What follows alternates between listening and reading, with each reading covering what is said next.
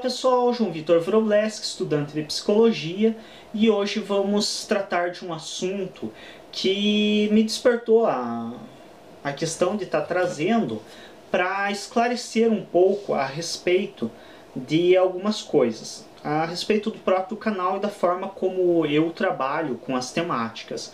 Então, falar a respeito não é concordar nem discordar. Por que que eu trago isso? Porque como eu tenho vídeos muito variados, eu trabalho várias temáticas, eu creio que seja importante explicar isso para as pessoas. Algumas vão achar isso até bobo, porque para elas é muito óbvio, para outras não é tão óbvio assim. Então é importante estar trazendo, e isso é uma compreensão importante para todos os estudantes, para todas as pessoas. O que quer dizer isso?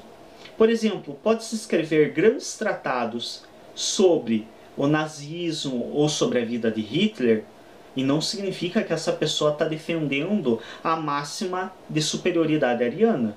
Essa pessoa pode simplesmente estar escrevendo tanto conteúdo a respeito de um determinado assunto, justamente para evitar que se aconteça novamente o que já ocorreu.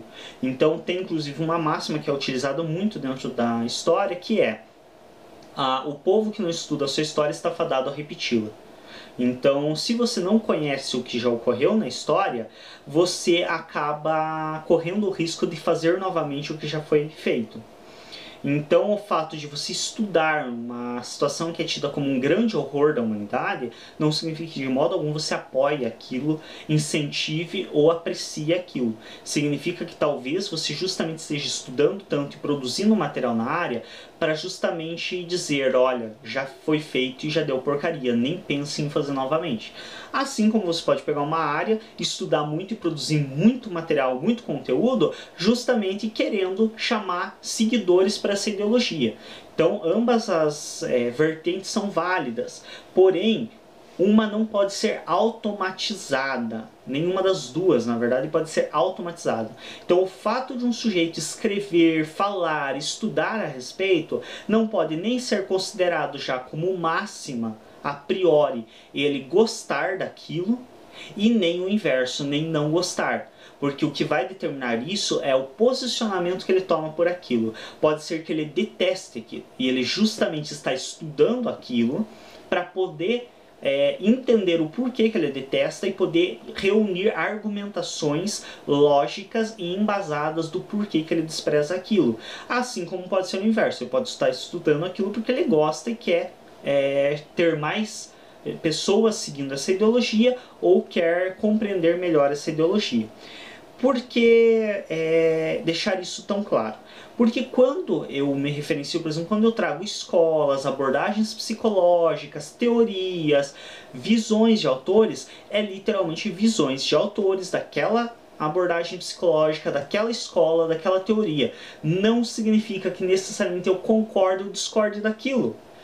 Quando que vocês vão saber se eu concordo ou discordo? Quando eu me posicionar. Então, quando eu falar: olha, essa ideia para mim é ridícula, não cabe, não casa. Eu estou trazendo aqui porque é o que o autor diz, mas eu acho essa ideia sem nexo nenhum, por isso, isso e isso. Então eu, através dos estudos, creio que essa ideia não tenha lógica. Isso é o meu posicionamento. Mas quando eu falo: tal escola diz isso e isso, os autores falam que é assim, assado, isso é um posicionamento da escola, dos autores da área e da forma de pensar daquela abordagem. Não significa que necessariamente eu concorde, e também não significa que eu discorde. Tanto é que uma das abordagens que eu mais teço críticas é a psicanálise, e é a que é mais de meu apreço. Por que eu teço tantas críticas na psicanálise? Justamente porque é a que eu mais estudo e é a que eu tenho um pouco mais de propriedade para criticar. E mesmo assim cometo erros constantemente.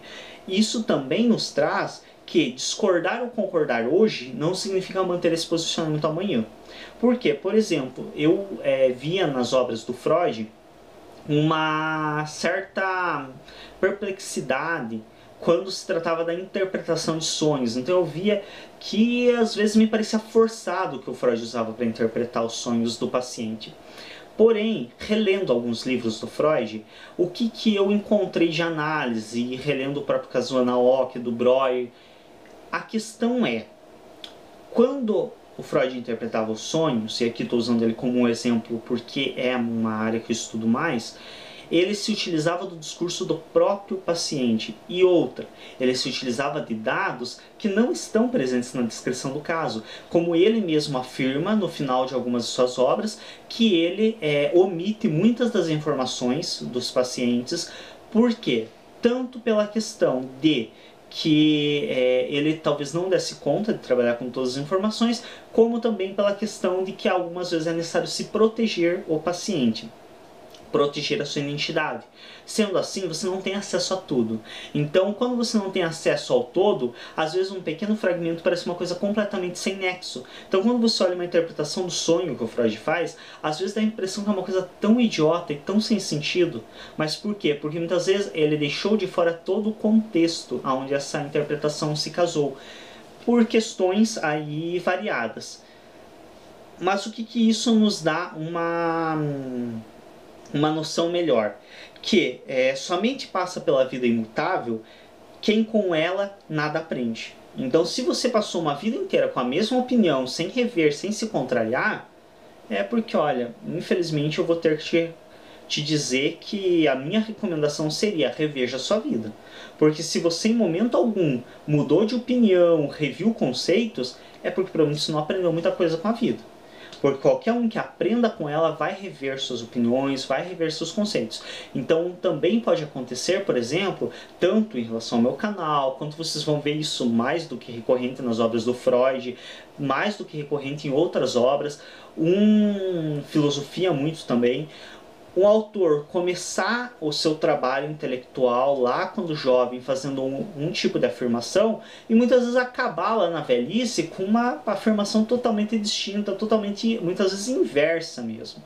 Por quê? Porque também concordar ou discordar não é imutável.